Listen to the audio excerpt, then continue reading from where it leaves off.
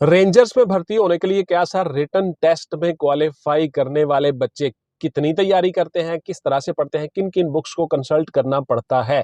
Written में qualify करने के लिए आप लोग हमें तरीकाकार बता दें और तमाम चीजें बता दें। हम रिटन को किस किस पोर्शन को कहां कहां से तैयार करें।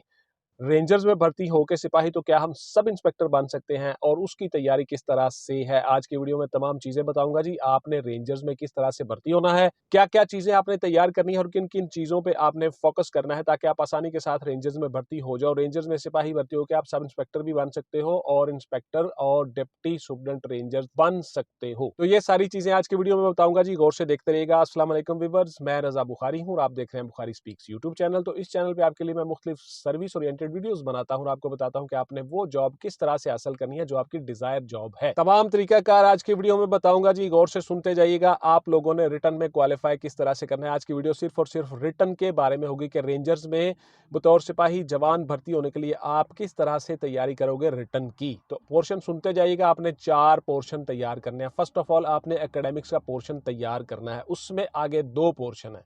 एकेडमिक्स में आप तैयार करोगे, अपनी बुक्स को कंसल्ट करोगे, इस्लामिक स्टडीज, पाक studies, English, Urdu, physics, chemistry, bio, maths और ये सारी चीजें, कंप्यूटर, ये सारी चीजें आप करोगे एकेडमिक्स ही तैयार। उसके बाद फिर आप लोग इसमें 2 पोर्शन बनाओगे। एक पोर्शन आप एमसीक्यूज तैयार करते जाओगे, साथ साथ मशकें तैयार करते जाओगे हर हर बुक की और हर हर सब्जेक्ट की। दूसरा आप डेली एक इंग्लिश का ऐसे लिखोगे, एक उर्दू का ऐसे लिखोगे और एक आप एप्लीकेशन लिखोगे, दरख्वास्त लिखोगे और एक आप मजमून लिखोगे।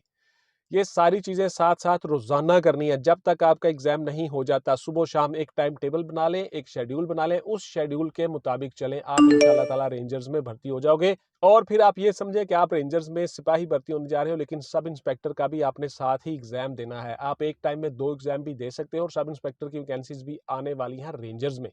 सिंध रेंजर्स और पंजाब रेंजर्स दोनों में आएंगी और दोनों में आप अप्लाई कर सकते हो। पूरे पाकिस्तान से अप्लाई कर सकते हो। आपका डोमिसाइल जहां का भी हो, आप रेंजर्स में अप्लाई कर सकते हो, रेंजर में सर्व कर सकते हो। अच्छा जी, व्हाट्सएप पे आके आप सवाल करते हो बड़े। WhatsApp only for online classes and notes purchasing, not any other discussion. Please clear सुन ले। मैं बार बार बता चुका हूँ, हर वीडियो में बताता हूँ बेटा, मेरे पास इतना टाइम नहीं होता कि मैं व्हाट्सएप पे आपके सवालों के जवाब दूं। आपके तमाम सवालों के जवाब मैंने नोट्सों में दिए होते हैं। जितने सवाल आप करते हो वो सारे नोट्सों में शामिल कर देता हूं और वहीं से आपको हर जवाब भी मिल जाएगा और साथ साथ तैयारी भी मिल जाएगी। एमसीक्यूज, गाइडलाइन, आपका इंटरव्यू, अब मुकम्मल तौर पे आपको नोट्सों में हर चीज बताई गई है। वो आप ले, उनसे फायदा उठाएं और आप आसानी के साथ पास हो जाओगे। तो इस तरह से आप एकेडमिक्स के 2 पोर्शन तैयार करोगे। दोनों में आपने रोजाना एसेज भी लिखने हैं, एप्लीकेशन भी लिखनी है और एमसीक्यूज भी तैयार करनी है। अब आ जाते हैं दूसरा पोर्शन। दूसरा पोर्शन होगा आपका करंट अफेयर्स का। करंट अफेयर्स को भी आप 2 तरह से तैयार करोगे। एक तो पाकिस्तान के करंट अफेयर्स हैं, पाकिस्तान के इश्यूज हैं, जनरल नॉलेज जिसको आप कहते हो, जीके। दूसरा इसका पोर्शन है इंटरनेशनल लेवल का, यानी आपने पाकिस्तान की इंफॉर्मेशन लेनी है कि पाकिस्तान में क्या चल रहा है, रोजाना कौन किस तरह से क्या काम कर रहा है, क्या क्या डेवलपमेंट हो रही है, कोई नया काम, कोई नई पर्सनैलिटी। तमाम गवर्नर्स, तमाम आपके चीफ सेक्रेटरीज, वजीर आला, आपके चीफ मिनिस्टर, आपके प्राइम मिनिस्टर, आपके प्रेसिडेंट, ये सारी चीजें किस तरह से तैयार करनी है और कौन कौन सी पर्सनैलिटीज करनी है, सारी चीजें हमने अपने नोट्सों में बताई हुई हैं। उसी के मुताबिक आप तैयार करोगे। एक पोर्शन होगा आपका ये और दूसरा पोर्शन आपका होगा जो हमने आपको 6x6 फार्मूला बताया हुआ है उसमें अपने नोट्सों में। आप वो अप्रोक्सीमेटली 70 के करीब कंट्रीज है, उनके ऊपर ये फार्मूला लगाओगे और उसके मुताबिक आप तैयारी करोगे। इसमें 2 चीजें आप शामिल कर लोगे। एक तो वो चीजें 6x6 जो आपको चीजें बताई गई हैं और दूसरा आप क्या करोगे, इंटरनेशनल अफेयर पे जितनी चीजें चल रही होती हैं वो साथ साथ कलेक्ट करते जाओगे। करंट अफेयर्स और करंट इश्यूज, मसलन यूक्रेन में जंग चल रही है, उसका क्या बना, यूएनओ का क्या करैक्टर है, अमेरिका क्या चाह रहा है, रशिया क्या चाह रहा है, पाकिस्तान चाइना इकोनॉमिक कॉरिडोर क्या है, इसके ऊपर कितनी डेवलपमेंट हुई है, कौन कौन सी कंट्रीज इसमें शामिल है, रशिया चाइना क्या ताल्लुकात हैं, ईरान क्या चाह रहा है, फलस्तीन में जो जंग छिड़ी है उसमें क्या सूरत हाल है, फलस्तीन में कौन किस ब्लॉक में है, क्या क्या कर रहा है, कौन कौन से मुल्कों के प्रेसिडेंट हैं, प्राइम मिनिस्टर हैं, फॉरेन मिनिस्टर हैं, वो सब चीजें आप तैयार करते जाओगे। आजाद कश्मीर में क्या हो रहा है, अफगानिस्तान की क्या सूरत हाल है, रेफ्यूजीज जो वापस जा रहे हैं उनकी क्या सूरत हाल है, कितने लोग वापस जा चुके हैं, कितने अब तक नहीं गए, डाटा क्या कहता है, एक एक चीज आपने तैयार करनी है। ये सारी चीजें इसलिए तैयार करनी होती है कि कोई भी सवाल कहीं से भी आ सकता है और आपका वो सवाल मिस ना हो। एमसीक्यूज भी आपने तैयार करने हैं, साथ साथ चीजें लिखनी भी हैं, डिस्क्रिप्टिव भी तैयार करना है।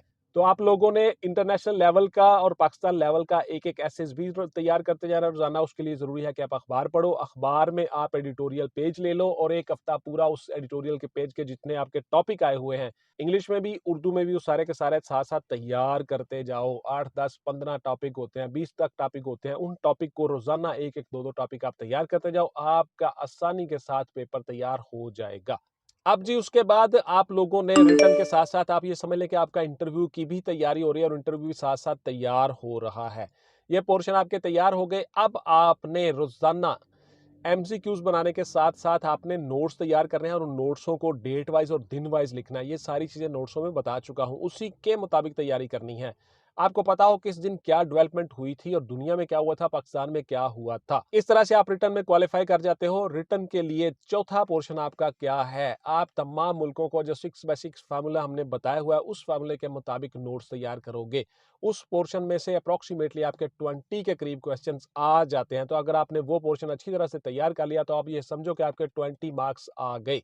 उसके साथ-साथ बुक रीडिंग की आदत डालनी है, हैबिट डेवलप करनी है कि आप किताब पढ़ो और किताब में से आपको पढ़ने से नॉलेज में भी इज़ाफ़ा होगा, साथ-साथ इंटरव्यू की भी तैयारी होगी। तो आप ये समझो कि आप सब इंस्पेक्टर रेंजर्स भर्ती हो रहे हो, ना कि आप कांस्टेबल या सिपाही भर्ती हो रहे हो। क्योंकि अगर आप छोटे लेवल पे सोचोगे तो छोटे लेवल पे आपकी तैयारी अच्छी तरह से नहीं हो सकेगी। आपने लेवल यही सोचना है कि मैंने आगे चल के सब इंस्पेक्टर बनना है, ऑफिसर बनना है, तो लिहाज़ा उसी के मुताबिक मैं तैयारी करूँगा। आप लोग अपनी तैयारी जारी रखेंगे और आसानी से हो जाएँगे। अब ज़रा सुन लीजिए कि आप लोगों ने पेपर वाले दिन ख़ासकर क्या करना है। पेपर वाले दिन अगर फ़र्ज़ किया आपकी नेगेटिव मार्किंग हुई, तो आप लोगों ने वो सवाल बिल्कुल हल नहीं करने जो आपको 100% तक नहीं आते। जस्ट और जस्ट आपने तुक्का ही लगाना है, तो वो क्वेश्चन बिल्कुल नहीं करोगे। आप वही क्वेश्चन करोगे जो आपको 60-70% के करीब आपको यकीन हो कि इसका जवाब यही है। 100% यकीन वाले सबसे पहले करने हैं, उसके बाद वो वाले सवाल करने हैं जो आपको सेकंड अटेम्प्ट में 70-80% तक आते हैं। फिर उसके बाद 50% वाले क्वेश्चंस को देखो और गौर से समझ के कि इनमें कौन सा जवाब हो सकता है। प्रोबेबली हाँ, ये मैंने पढ़ा हुआ है, ये इसका जवाब है। फिर उसको आपने टिक करना है। 50% से जो आपको क्वेश्चंस कम आते हैं, बिल्कुल नहीं आते या तुक्का लगाना है, वो तुक्का नहीं लगाना अगर उसमें नेगेटिव मार्किंग हुई तो। अगर उसमें नेगेटिव मार्किंग नहीं है तब भी आपने तरीकाकार यही रखना है। इस पे मैं डिटेल से वीडियो बना चुका हूं कि आपने पेपर अटेम्प्ट किस तरह से करना है और पेपर अटेम्प्ट करने के लिए आपको क्या-क्या चीज़ों का ख़्याल रखना है। वो वीडियो ज़रा गौर से देख लीजिएगा और उसके मुताबिक अमल कीजिएगा, आपका पेपर बहुत आसानी से हल हो जाएगा। अगर नेगेटिव मार्किंग नहीं है, तो फिर आपने तमाम सवाल हल करने हैं, कोई सवाल छोड़ना नहीं है बिकॉज़ आपका तुक्का भी सम टाइम आपको आगे लेके जा सकता है।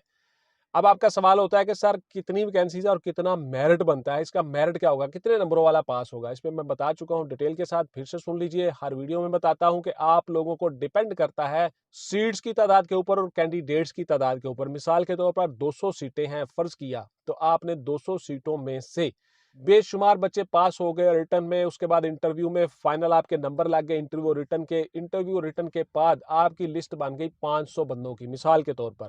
तो उन 500 बंदों में से जो ऊपर वाले 200 बंदे होंगे, जितनी सीटें हैं उतने बंदे, वो बंदे रख लिए जाएंगे। अब फर्ज किया 200वां जो बंदा है उसके मार्क्स बनते हैं 72%, तो 72 आपका मेरिट बन गया। सिंपल सी बात है। अब 70 वाला भी पास तो है वो, लेकिन वो सीटें अवेलेबल नहीं है, लिहाजा वो नेक्स्ट टाइम अप्लाई करेगा। 71 वाला भी पास तो है, लेकिन नेक्स्ट टाइम अप्लाई करेगा। 72 लास्ट बंदा था, 72 आपका मेरिट बन गया। सिंपल सी बात है। अब रिटर्न में बहुत से बच्चे कहते हैं नहीं सर 50% था तो मुझे इंटरव्यू की कॉल आ गई थी। बेटा इंटरव्यू की कॉल इसीलिए आई थी कि आप लोगों को तमाम को देख लिया जाए। इंटरव्यू के भी अलग से नंबर होते हैं, तो इंटरव्यू के नंबर भी जब उसमें शामिल हो जाते हैं फिर आपके नंबर बहुत ज्यादा बढ़ जाते हैं। जब फाइनल मेरिट बनता है फिर उसमें जो बच्चे रिटर्न में थोड़े मार्क्स लिए हुए होते हैं वो सारे के सारे ड्रॉप हो जाते हैं और जिनके रिटर्न में ऑलरेडी बहुत अच्छे मार्क्स होते हैं वो इंटरव्यू के प्लस मार्क्स करके उनका मेरिट वो टोटल बहुत अच्छा हो जाता है। लिहाजा वो सारे के सारे एलोकेट हो जाते हैं, उनको जॉब मिल जाती है। इस तरह से आपका मेरिट बनता है। तो ये थी जी मेरी आज की वीडियो कि आप रेंजर्स में तहरीरी इम्तिहान में रिटर्न में किस तरह से पास हो सकते हो। इंशाल्लाह ताला मिलते हैं अगली वीडियो में जी। टिल देन टेक केयर, अल्लाह हाफिज एंड गुड बाय। पाकिस्तान जिंदाबाद।